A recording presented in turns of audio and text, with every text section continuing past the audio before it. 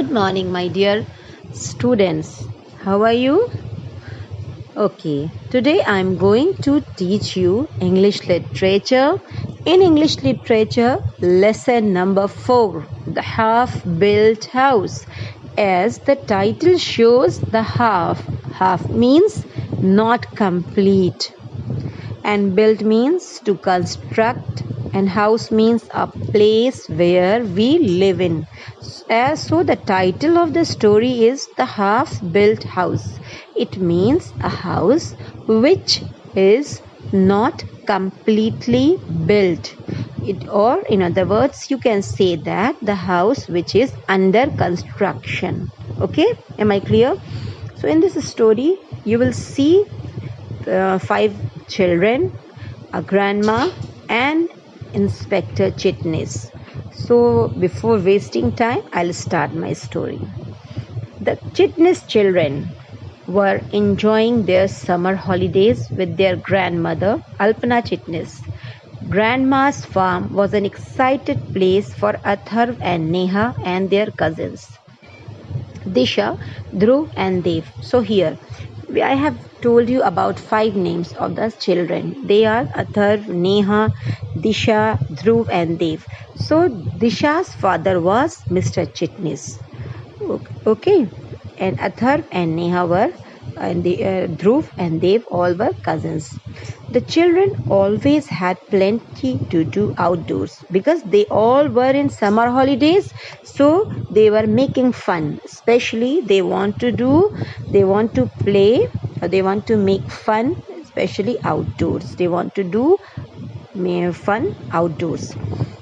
Which kind of fun? Climb trees, go swimming, fly kites, or play football in the open meadow. Here, meadow means an open field of grass. The spelling of the meadow is MEADOW, an open field of grass. And sometimes even manage to have an adventure. Adventure means they want to explore new thing, just want to do something new. So in this way you can say that this is an adventurous story, full of adventurous. Okay.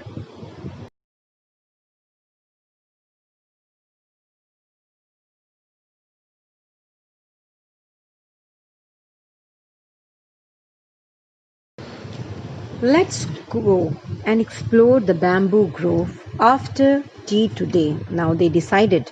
So here, grove means a small group of trees. The spelling of grove is GROVE, grove, which means a small group of trees. Now they decided after tea we will go to explore the bamboo grove. It will be nice and cool in the evening. What was the time they decided? They decided evening time, in the evening. Said Atharv. Atharv, who was 11 years old, he was the oldest. Atharv was the oldest among all of them. He was 11 years old. So he decided what everyone would do. Dev, the youngest. Among them, Dev was the youngest. He was just 8. He was 8 years old. But he always said, I can look after myself. So how confident he is. Being so small, he used to say that, I can look after myself. Can you imagine? The children got on to their bicycles. They all are having their own bicycles. Be careful there, children, said grandma. The grandma said that, children, please be careful, because when you are going outside, so be alert, be careful. You can meet with any danger. Okay. Yes, grandma, we will be careful. We promise, said Atharv. It was 5 o'clock in the evening. On the way to the bamboo grove, they noticed a house that was only half built. What a nice place to play hide and seek, said Disha, who was almost the same age as Atharv. So what was the age of Atharv? Yes, Atharv was 11 years old and Disha was also 11 years old. One more thing, student, we will not say years. That is years. Let's play here, and will not go to the bamboo grove. But what if we see our mad dogs there? Asked Neha jokingly. Now Neha said that she just cracked a joke. She said that what will happen if we see mad dogs here? Then only Disha and I will go in first. So they decided that Disha and I hear Atharv. We will see if it is safe to play there, said Atharv. Neha, Dhruv and Dev were eager for an adventure. They waited at a distance for the two older children to give the sign that all was fine. Minutes passed. The three waiting outside were getting impatient. They decided to go and find out for themselves what was happening. Just then Atharv and Disha came running back. They came running back. Quick, let's get back to Grandma's house at once, said Atharva. He was in a hurry. His tone was different. He was very much just worried. We must tell Dad right away what we saw, said Disha. The Atharv and Disha both were very much worried, and the Disha was saying that we must tell Dad right away what we saw. So, what they saw? And what did you see? Asked Dev, curious to know what happened in the half-built house. Student, are you curious? When the children reached Grandma's house, they were surprised to find Disha's father, Inspector Chitnis, already there. Dad, said Disha excitedly. You will never guess what we discovered. Do you remember those pictures of the three wanted criminals that we had seen in your office? Those three men are here. Yes, they are in that half-built house, Atharva said. And I saw the men in the back room. Now they explained this to their father. They have seen three criminals which were in demand, and you can say that the wanted criminals they had seen in the half-built house. Yes, those men almost saw us, but we hid behind two empty drums, said Atharv. And one man said to the others, Oh, it's just a cat somewhere. The two children laughed. But that was dangerous, children.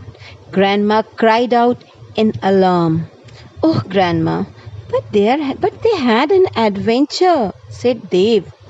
We had a feeling that those crooks means criminals, was somewhere around here, said Dad. That's why I drove down to the farm. I must call headquarters and ask them to send a patrol team at once. You did the right thing, children. Well done. They applauded. A little later, the police patrol arrived.